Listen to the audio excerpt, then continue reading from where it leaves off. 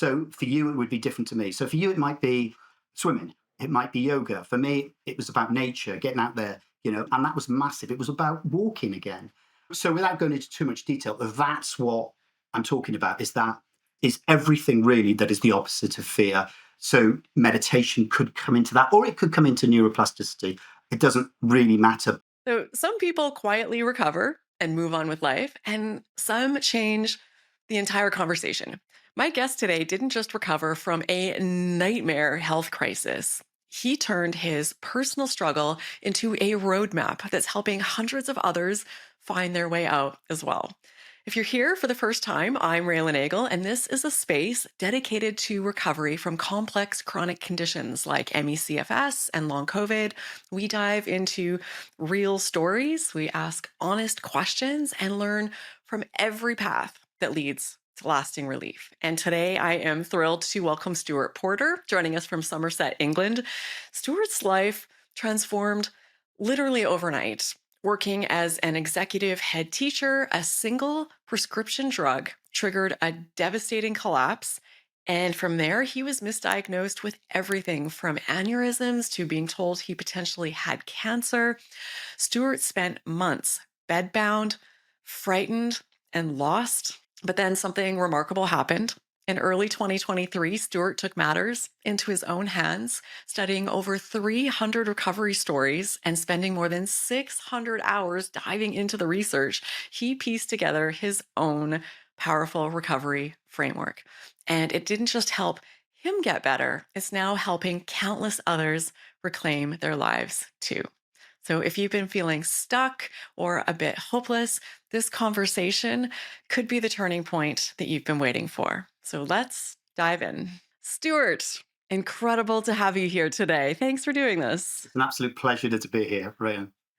So, how did this all start for you? Well, first of all, I'd like to say, yeah, it's a pleasure. But I'm just thinking, just sitting here thinking, this is quite surreal, actually, because obviously, watching your videos were an important part of my recovery.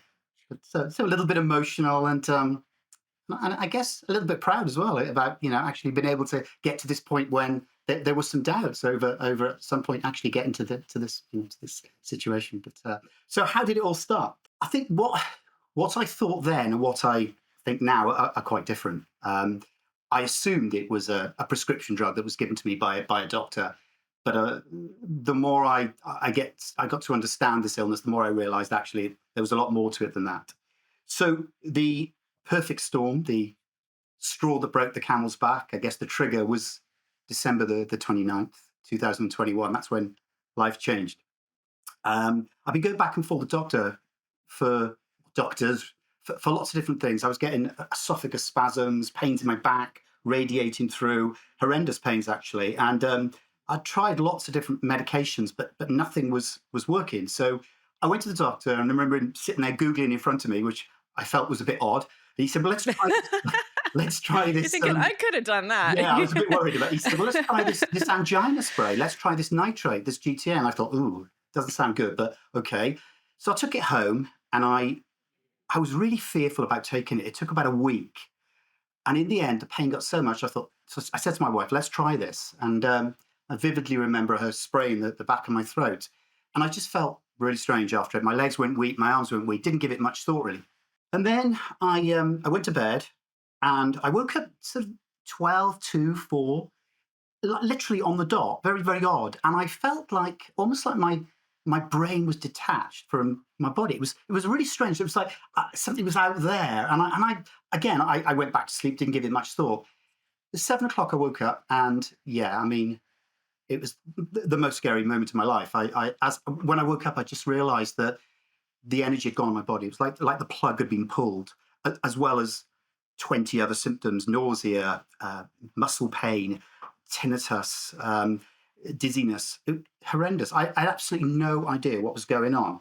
And I mean, I'd made the assumption quite quickly that it was linked to the drug that I'd taken the night before. But I went to get out of bed and walked to the toilet, and I couldn't. I didn't have the energy to walk, so I literally crawled to the bathroom, walked back, crawled into another room where my wife was sleeping at the time, and just said, "Look, I don't know what's going on here."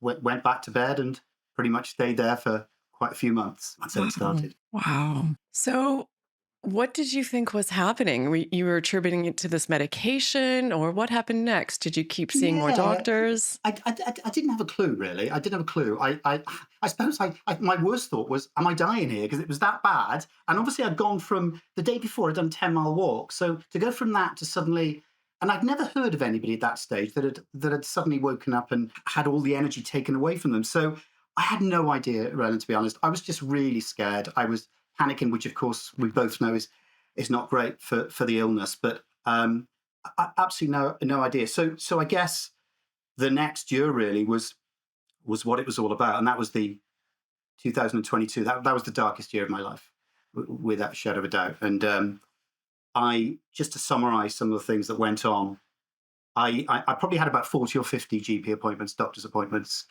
Um, I had 6 or 7 consultants I saw, neurologists, psychiatrists, psychologists, cardiologists, etc. Lots of ologists and others I can't even remember. Um, and I had, I was told at one point that I could have cancer, so I was sent to a cancer ward. They checked me over and said, no, no, you haven't. Then I had the horrendous experience of being told that they think I had a stroke. So I was sent to, again, for an MRI scan. Came back, yes, you've had a stroke. You've got an aneurysm on the brain. Those results went to a neurologist who said, no, I don't think you have. So we need to do another one. And that one was proved negative. So I didn't have the aneurysm on the brain. But of course, the fear that's going on at this stage is just making things a lot worse. I was hospitalized 3 times with a heart rate of 160 plus. So I just, yeah, that was just some of the things that went on. But I think the thing that for me was just the lack of understanding from the medical profession in the UK. It was quite astounding, really. And I just felt abandoned. I felt let down. I felt, I don't know. There was so much confusion and inconsistency in terms of what I was being told. So it wasn't making things any better at all, and actually was making it a lot worse, really.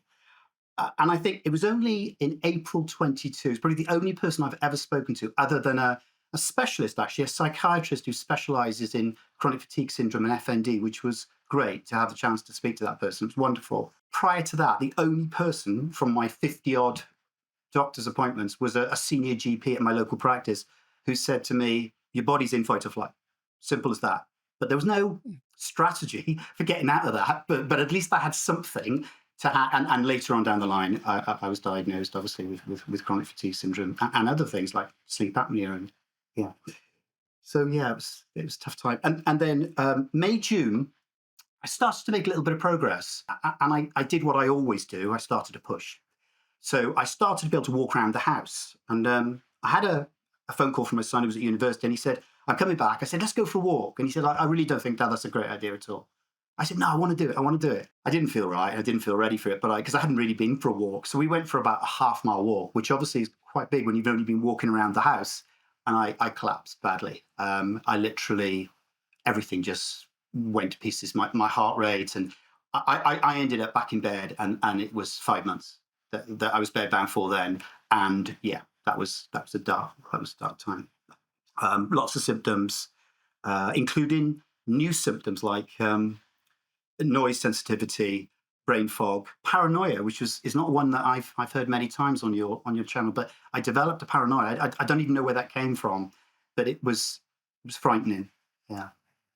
Wow. So clearly, thankfully, you've made a lot of progress since then. But I'm wondering, that was a long, really hard time that you went through. Is there something that stands out that was the hardest part or the lowest point of that whole journey for you? Yeah, I think there's a few. I think lying in the hospital for the 3rd time, thinking, what has happened to my life?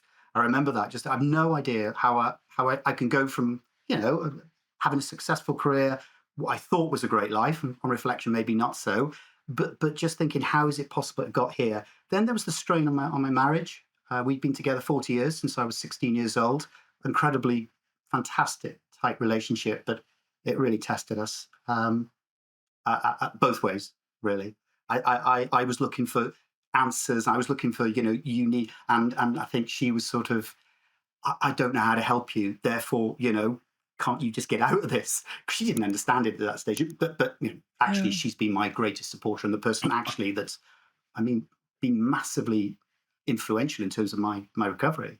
Um, and then not being able to support my children through university, that was tough. That loss of control. I've always been a little bit of a control freak, I suppose, and then to have that taken away from me and then not to be able to do that. And then the absolute pits, though, was not being able to feed and wash myself.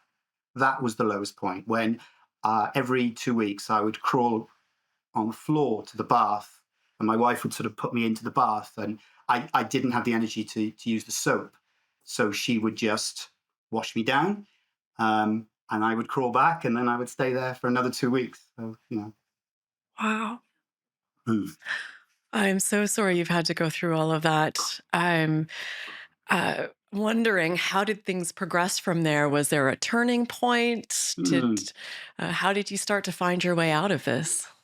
Yeah, there were two things really that stick out. One was I guess I've always been somebody that tries to fix things, and I've always been able to fix. And when I can't fix things, I find that really difficult. So I remember, I suppose I was at the point where I was beginning to give up a little bit. To be honest, I thought I can't see a way through this. I don't have the answers, and therefore, if I don't have the information, how am I going to make progress? And I was crying in my room, and my son walked past, and he heard that, and he came in, and he was crying as well, and he just looked at me and said, "Dad, you got to find a way. You've just got to find a way." That's all he said to me, and I think that moment was key for me. I thought I have to, and then it was really about January 23 when I was well enough to research. I was well enough to be able to read, and that was a massive turning point when I did, so much, about 1,000 hours to date and 400 recovery stories. So a lot. Wow. I did a lot, and I'll come on to that in a minute. But I think it was, yeah, that was a turning point. And then the diagnosis in February 23, that helped to say, right, this is what you've got. And I just needed some clarity. I needed to know how to move forward because up to that point I was doing what so many people do, and I've watched so many recovery stories on your channel to know that people are just going around desperately trying to fix something when they don't actually know what they're trying to fix. Yeah, absolutely. So, did you try a lot of things that weren't successful, or what did you do? Yeah, yeah. I think first of all, the things that weren't successful for me. Did you say unsuccessful, Raymond? I did. Yeah, I think it was medication never really worked for me. It Mm. was, I think going on Googling lots and going on to lots of different Facebook sites at that time didn't help. Now it's obviously much, much easier when you understand what's going on. Um, it, Acupuncture, chiropractic, lots of things that didn't work because I didn't really know what I was trying to fix, and I said that already, but Yeah. I think that was the important thing. But yeah, I tried those things, but they weren't successful. Okay. So eventually you got onto a path of some things that were successful. Yeah. So what did that look like? So what I wanted to do first of all is sort of answer three questions. In my mind, I needed to know, why did I become ill? That was the first thing, and then I wanted to know what was going on in my body, and then I wanted to build a strategy. I guess that's the sort of analytical person I am. I needed that sort of framework. So I started to work on that, and yeah, from January 23, I just immersed myself absolutely. I went back as far as Florence Nightingale and looked at the fact that she had chronic fatigue syndrome, which I wasn't aware of. She was bedridden for many, many years after building lots of hospitals, and I started to look at lots of recovery stories, reading them, watching them, but I also started to talk to, and which was a really important part of my recovery. I wanted to know why people were staying stuck, and that was really key. So I had those two things, and what became really apparent quite quickly was the patterns that were emerging, the similarities, the sort of, I guess, that those common elements, and it was stark, really stark, what was coming out, why people were getting better and why people weren't. So from that, I mean, I did get myself a one-to-one coach that was really, really useful. And I did invest in an online program, which again was useful. And I had had the luxury of a chronic fatigue specialist in England, which I know doesn't happen in a lot of countries in the world. But I think, and I don't want to sound arrogant, I think by that stage, it was more about reaffirming, because actually I'd done all the homework and all I was doing was saying, yeah, great, I've got this, then this is what everybody else is saying. I actually did Dan Newford's program, which was great. And I got a lot of respect for that guy. I really have. And that was really useful. But I did something called reverse therapy in terms of one-to-one coach. Again, really useful. A particular angle to it, but that's okay. And then I set about designing my own strategy, which I called RESTAND. And the reason I decided to do that was because, again, it sounds a little bit arrogant, but I felt that lots of programs out there and lots of individuals were perhaps approaching it from a particular angle. And what I wanted to do was to bring it all together. And I literally thought, okay, what from everything I've heard, how can I bring that into one acronym, which I called RESTAND, which, stands for restorative, energy management, environment. The S is sleep, stressors, and safety. The T is trauma. A is acceptance and aspiration. And then the N is neuroplasticity and the D is diet. So it was pulling all those things together. And to be honest, Raelan, I've used that. I used it for myself. I've used it with other clients. And I've not yet found a reason to change that. The only thing I did add in, to be fair, was aspiration into the A, because I think that's an important part of this illness. So this RESTAND framework covers multiple recovery areas, which I love. Yeah. I'm wondering, was there a part of RESTAND that was the most transformative for you personally? Okay, it's an interesting question. I hadn't thought about that in terms of, for me personally. Yeah. Wow. Yeah, I think probably the restorative, in terms of the opposite of, say, fear, was trying to think, what do I need to do to reassure my brain that I'm safe? And I then, and these aren't my ideas, really, and I've got these from other people. So I'm not trying to say that these are the things that I've created. I mean, they're not. I've just pulled ideas from different places. But one thing that was big for me was joy, trying to find joy in my day. And I kept thinking, well, if I could fill my day with lots and lots of joy, then surely the brain's going to be happy with that. And that's what I found. It was enormous. So I'm talking about, laughter, nature, talking to friends, talking about listening to music, got into classical music, which I'd never been into, anything that would stop me from ruminating and worrying about symptoms, etc. And then the obvious one of energy management as well. So I picked two there because I do think that whole idea of progress cycles, adjustment periods was absolutely key in my recovery. So two I pulled out, but I could probably talk about all of them in some way. I think it would be helpful to talk about them a little bit Yeah. because we went through them fairly quickly and have a sense from the name of what it is, but we might be making some assumptions. So yeah, if you could just what to use this RESTAND approach, what does that I'll look just like? summarize. So the restorative I've sort of touched upon. Really, that is anything to do with, I guess, addressing a dysfunctional nervous system and trying to stop the brain from perceiving danger. So it's a package. So when I work with people, or for myself, it's a package it's quite bespoke. So for you, it would be different to me. So for you, it might be swimming. It might be yoga. For me, it was about nature, getting out there, and that was massive. It was about walking again. So without going into too much detail, that's what I'm talking about, is everything really that is the opposite of fear. So meditation could come into that, or it could come into neuroplasticity. It doesn't really matter, but meditation was enormous for me. And Vedic meditation in particular was just, I guess up to that point, I never realized that I'd never actually truly relaxed ever in my life. I think it just made me realize, wow, what this feeling of relaxation, where's that come from? And I'll never stop meditating ever. It's been enormous for me. So that's the R.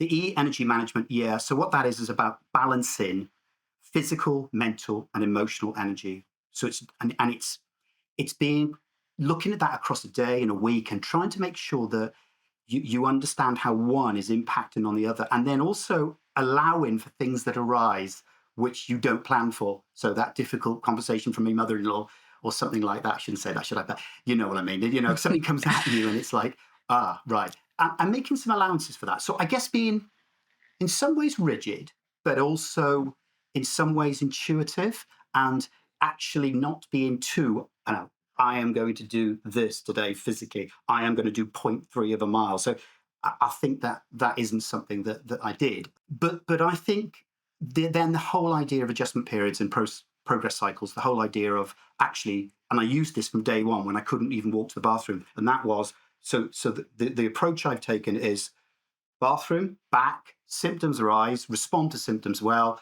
pull back, 1 day, 2 day, 3 day, back to the bathroom.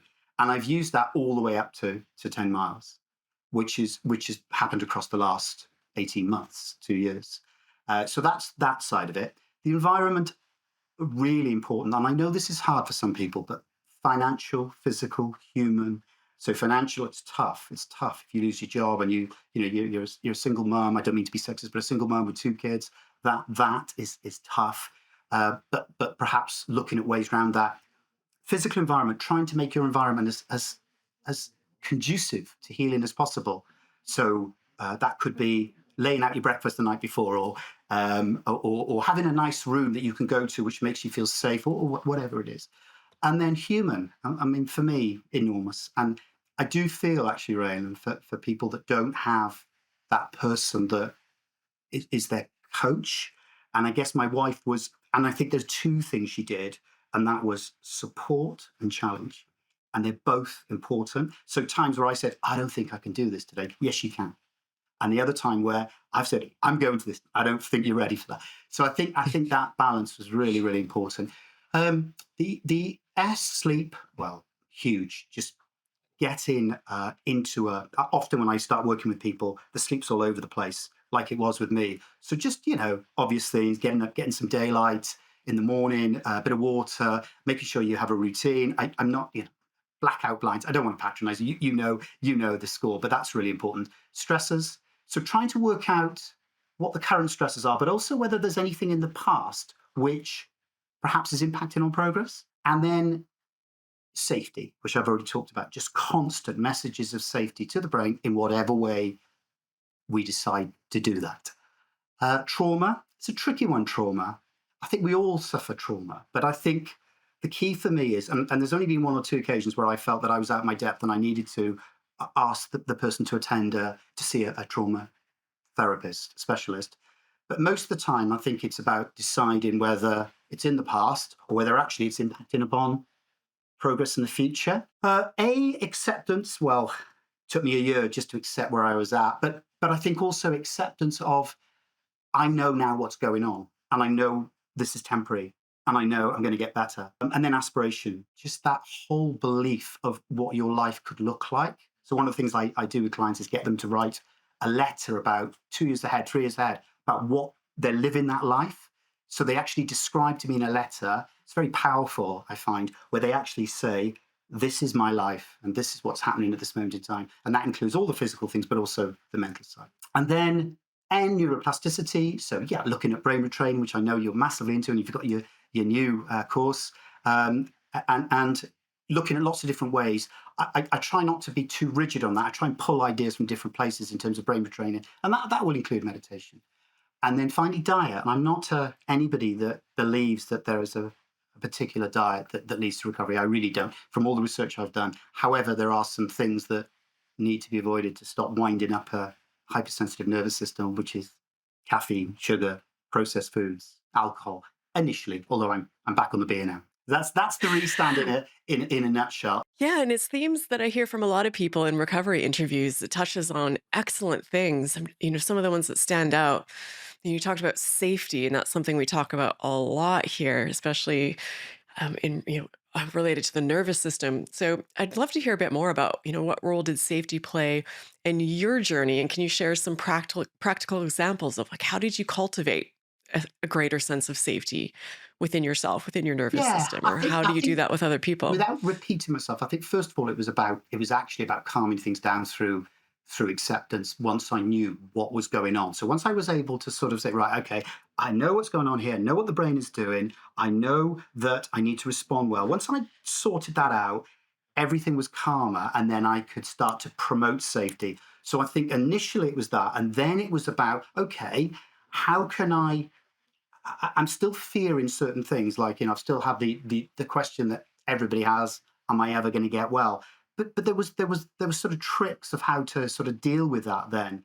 But I think it was mostly taking my mind off symptoms onto other things. So it was about finding those bits of joy in the day. And that is what I think. It wasn't sort of, I need to persuade the brain that I'm safe. You said, I'm safe, I'm safe. It wasn't about that at all. It was almost like living normally, almost like I'm not ill. I know that sounds bizarre when you're in a terrible state, but it was sort of, I don't know, I wouldn't say tricking the brain, because I don't think you can, because it's so powerful. But it was about getting the brain to sort of say, yeah, let's leave him alone. He's all right. He knows, he's got this now. And I think that's probably where I start now with most people that I work with. It tends to be to reduce the fear in the first place.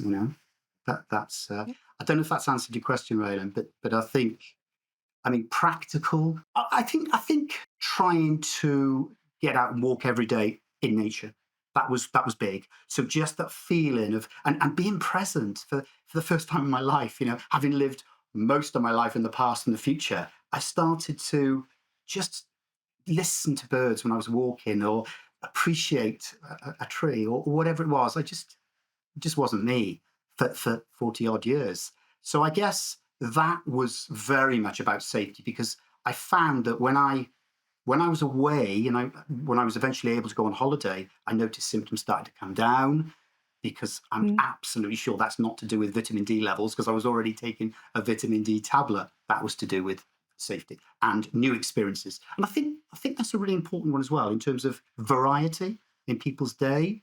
Trying not to, because I think when you're in your own house, where you've got a lot of associations with that horrendous period of your life, I think it's easy to just go back. Whereas I think when you start to engage in different things, go out when you can go out, go away, I notice that safety is the thing that makes the biggest difference. Yeah, it makes a lot of sense. We think of, and I love how you spoke earlier a lot about joy as well. And it sounds like nice to have things, or could this possibly lead to my feeling better? But if you think about it, when you're outside smiling at a bird, there is no clearer message of safety to your nervous system than that. You're not gonna, you're Absolutely. being chased by a bear, Yeah. or a beer, but you stopped. I like both. No, I think I prefer the beer. Both both could be scary, or it depends how you look at it. But yeah, you're nervous. You're not going to stop and smell the flowers. Like your nervous system, like, oh, everything must be okay now. I think Yeah, that's it. And I think yeah, I suppose early on, I was trying to fix things through safety. I was trying to find ways to promote safety. And I think then it sort of hit me that actually just behave a bit more normally. yeah. And it worked. Yeah, it worked. So I talk to a lot of people, and I hear from a lot of people who feel stuck in their recovery journey, and it feels like they're doing everything right. They've learned all about the brain and the nervous system and all these different components of, healing. So if you could give just one piece of advice or insight to someone who just feels like nothing is working, what would you say to them? Can I give? I don't know how much time I've got. I've got a few, but I in my Okay. head. But I think first of all, I know for some people this might be a little bit late, but I think to try and listen to your body through the whispers before it becomes screams. And that's something that resonated with me. I didn't for so long. I just ploughed on and ignored the messages that were being sent to me for 40 odd years, I guess. And I think that for me would be an important thing. I think having a strategy and framework, getting a plan, and I do think that this is very difficult to navigate on your own.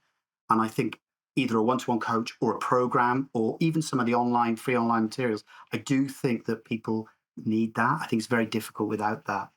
I mentioned the answer to the three questions, which I think is really important. I think true acceptance, and I think I've written down here hope. Hope is sort of half of healing, I guess. And I wrote never ever give up. And I think for me, yeah, I mean, I wrote here as well. What what nearly kills you makes you stronger. And I think for me, I suppose what I've learned and I would pass on is just the incredible resilience as well from human beings. I'm not just talking about myself here, the people that have been through this. I find it incredible, Raylan, when I watch or I talk to somebody that is absolutely, they're bedbound and life is tough.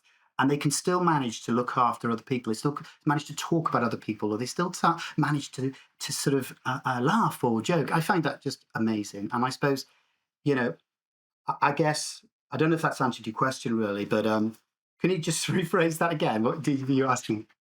You did answer it. I was just like, Okay. what would you say to people who feel stuck? What should they do Yeah. from that Yeah, place? I think a lot of research has been done for people now. So therefore, I don't think they need to do Mm. that.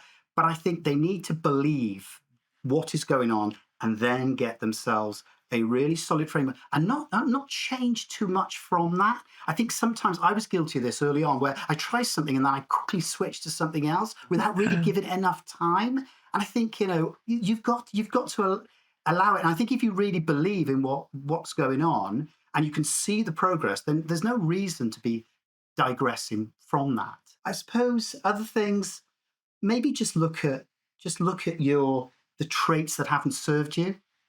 And for me, that was perfectionism. It was overthinking. It was lots of things.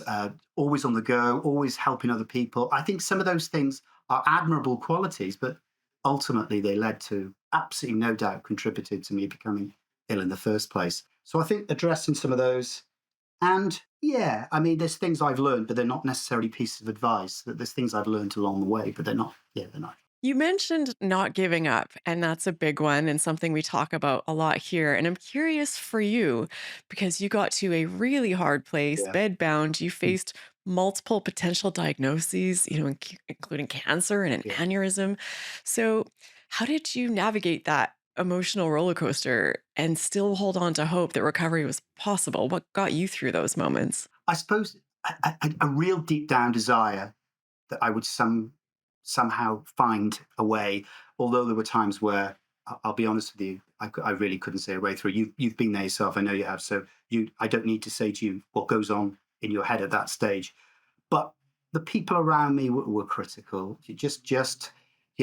Knowing that at one point I could support my children again, and that I would be able to do those things, even if it wasn't at 100% recovery. That actually, and I guess Mhm. that was important. Actually, thinking about it, is I never really thought about that. It was always about the next stage, and all I wanted to be able to do when I was there. And I said to my wife, I just want to be able to walk zero point 0.2 of a mile. That's all. That's all I want to be able to do. And I guess when you get there, it's about appreciating that. But I think each stage has its challenges. I suppose it was also thinking longer term and thinking, okay, so what might my life look like, and how can I take those very small steps to achieving that overall big goal without getting into fixing, without getting, I've got to get there. I've got to get there in 2 years. So I never put a time frame on anything. I tried not to, because I sort of realized early on that's not going to work. I will be well by Christmas of 2025. No, but not everybody has all those things, right? And like the support around them. Yeah. So I think that's quite tough. My wife was massive in this, really massive, important. I'm not sure I'd be here today without her, if I'm honest about it. Yeah. And you bring up an important point about the timelines. It's something that it took me a long time to appreciate. And that I found out there's even a term for it. They call it clock watching. And it sends signals to your nervous system that something is wrong. It's attention, it's a fixation, it's a countdown, it's keeping you on edge. And then it's Absolutely. setting yourself up for so much grief. And, so your birthday comes that you wanted to be Yes. better by, and then it comes and you're Yep. not. And you're shattered. Like Yeah. it's Yeah. devastating. And you just have to pick yourself off the floor again because this random date Yeah, and that look how you much picked. life I've missed. Look how much life I've missed. Yeah. That was a bad one, that when you start getting into, oh, like it's Yeah. 6 months and now it's a year of my life, and Yeah.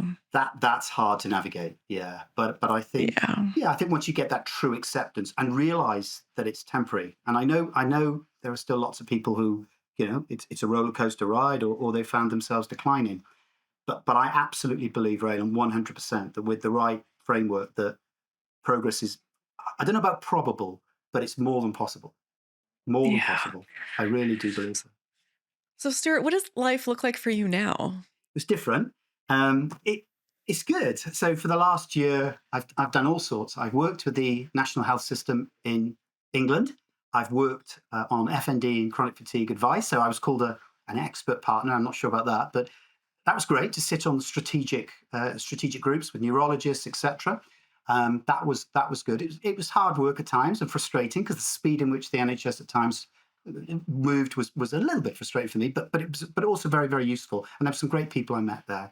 Um, I have worked with some local doctors. We've done some podcasts. They've sat in on some of my one-to-one coaching sessions.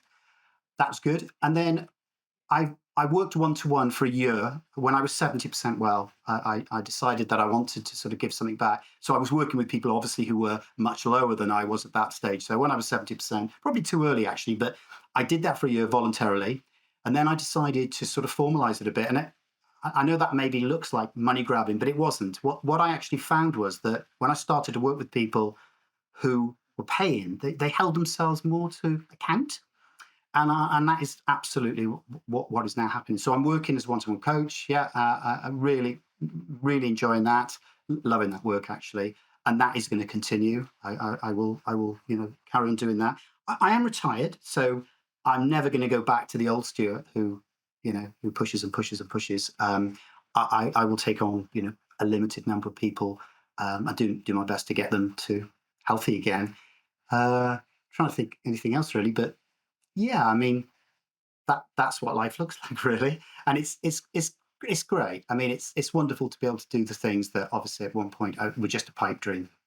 Being able to go for long walks, pub lunches, go on holiday, and yeah, I suppose there was a time where I really didn't see how that was possible.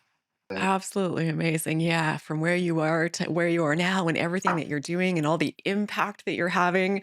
This is absolutely incredible. Far beyond that point 2 of a mile that you were aiming to be able to walk. You've yeah, yeah. I far remember. superior. Sorry, I remember driving out. We used to drive out when I was well enough to leave the house. We would drive out half an hour, and I would walk about like 1 minute, and then 1 minute back, and we'd get in the car and drive back half an hour. It was like looking back, that was just madness. But it was all part of that strategy, really, and it worked. Yeah. So yeah, Yeah. but yeah, I just.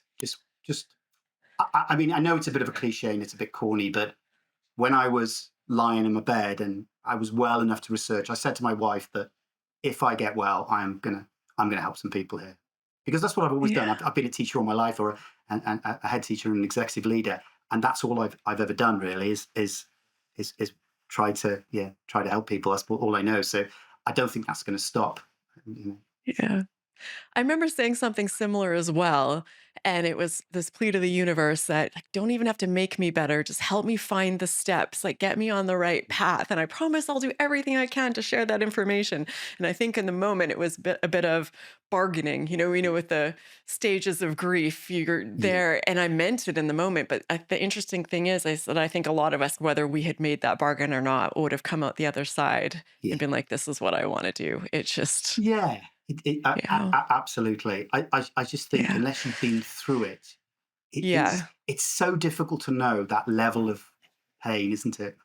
That level of despair and pain. It's You can't, and impossible. it's pointless trying to tell somebody else who's not, because You really you can't. and I never experienced it prior to it, did we? So Yeah. we wouldn't have understood that. And I can see people constantly trying to persuade other people on groups. Honestly, I'm really Mhm. ill. You need it's futile. I think Yeah. it just makes you Yeah. more anxious. I think that's why it's so important to connect with people who have been through it, because many of us go blue in the face trying to get the people in our lives to understand. Like, maybe if I explain it just one more time or try different words, but they're never going to get it. We never would have got it. No, But it was no, so intense. I remember it felt like, and this sounds dramatic, but it felt like the world should come to a stop. Like I had just been kidnapped. Like everyone should like take some time off work. Like, let's all get together and figure out how to save yeah, Raelan because she has been kidnapped from her life. yeah. Like it's a And, bit. and, and, and, and when and I know it's really selfish, but you hear people come back at you and they say things like, "Well, I'm having a tough time as well," And you're thinking like, Yeah. is it really as bad as what I'm going through? No. Yeah. It's like, and I'm sure that, and it's like, you desperately want to tell them, no, it is worse, honestly, because I've been where you are, and Yeah. this is worse. Yeah. I do really, feel for people who are back there, but there is a way through. There is absolutely 100%. Nothing has changed my view at all about what I said earlier about how you get well from these illnesses. And I'm talking broadly here. I'm not just talking about chronic fatigue syndrome. I'm talking long COVID, FND, multiple chemical sensitivities. I think there are other areas which I don't want to get into, but there are other illnesses which I believe are very much about a brain perceiving danger that actually can be treated through nervous system regulation.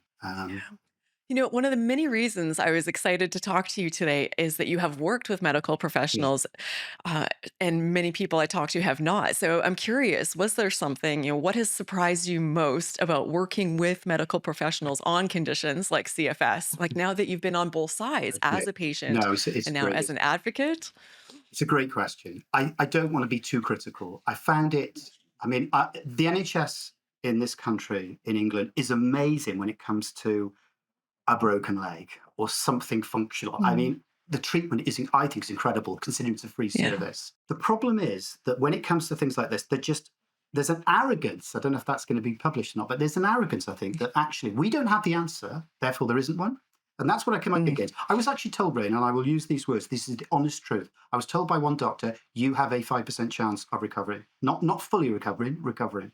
That's what he told me. Yeah. Now, what I gauged, what I saw, and what I experienced in meetings was a slow speed to get things done, but also everything was evidence based. Now I know that's important, but sometimes you've got to take a few risks because you're never going to Mm. have a blueprint, if that's the right phrase here. You're never going to have that book that sits on the shelf which says, here, take this, and you're going to get well from this illness. The other thing I noticed was a top down approach, which was so frustrating. That is, the first thing was antidepressants. First thing that came at me, antidepressants. We need to, get you. But I don't think anybody really said, except maybe the chronic fatigue specialist that I met in Bath in England, nobody looked at it from a root cause point of view. Let's talk about what's Mhm. going on. Why? I don't know. Maybe it takes more time. Maybe there's not. I don't know. There's probably other reasons as well, which I won't say on here. But I just think that they've got to start looking at holistically at the root cause of some of these illnesses, and not this we need to fix it because it doesn't work. It doesn't, and they Yeah. know that. And one doctor said to me, I can say it because I'm not going to mention the doctor's name, but she's from a country outside of England in the east of the world, Eastern world. And she said to me, there's what I'm going to say to you, Stuart, and then there's what I'd like to say to you. And she said, my hands are tied in terms of how I think you should be working on this illness. And that was a really stark statement, I thought, because what that says to me is they know, they know, and she knows how to treat this underlying thing that's going on. So that was frustrating. Having said that, they're so professional. Absolutely, they work so hard, and my local, one of my GPs has just been made a specialist for chronic fatigue syndrome and long COVID at our local centre. That's advancement. That is her title. So we're meeting up next week actually in a pub, and we're going to talk about how we can develop that side of things in the town that we live in and the wider surroundings. But yeah, I think there's still a huge amount to learn. I think we've made Yeah. great progress in the last few years, thanks to people like you. But some of the guests you've had on, they're so passionate about what they do. I Mhm. can't remember the gentleman's name you had on, the doctor, a few weeks ago. Just amazing to see that level of passion. He decided to pack up, didn't he, his conventional medicine and move into this sort of field.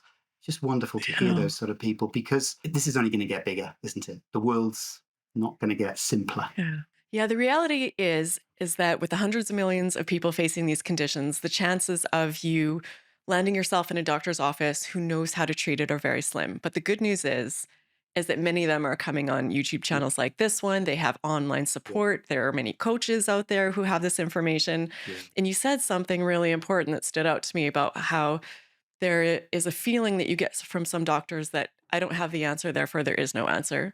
Or sometimes we get just there's nothing wrong. I can't find anything wrong with you, therefore there is nothing wrong with you. Yeah. And we all go through this. And I was fortunate to eventually get to a doctor who said, I don't know how to fix this, but we're going to work together and we're going to figure it Wow. out. And I Wow. think that's right now, for the most part, the best that you can hope for. And I would encourage people to keep looking until you find that doctor that's open to you sending them YouTube videos or bringing in blogs or whatever and Yeah. being open minded. Well, I'm going to link up here a playlist to all the recovery stories that are on the channel. There are hundreds. You don't have to watch them all, but just keep it bookmarked because I know many of you are out there seeing doctors telling you there's no hope. You're feeling very hopeless and know that that absolutely is not the case. So if you need to borrow some hope from someone else, just check out one of these stories. And more than that, people now tell me they find such incredible insights from these stories that help them get them on their path to recovery. Stuart, I want to thank you for being here, for all that you do. We're going to, of course, link all of your information in the video description for people to check out if you want to connect with Stuart, if you want to learn more. Just so excited that you've made this incredible progress and now you're out in the world, sort of paying that forward. So thank you. Thank And you. thank you, Ray. And thanks very much for today. Thanks for the opportunity. It was, like I said, it was a pipe dream at one point, and now it's a reality. So Ah, I'm feeling proud. Yeah. you should be. You definitely should be. Yeah, thanks again, Stuart. Thanks to everyone who Thanks, is man. watching and listening, and hope to see you in one of these next recovery stories. Cheers. Thank you.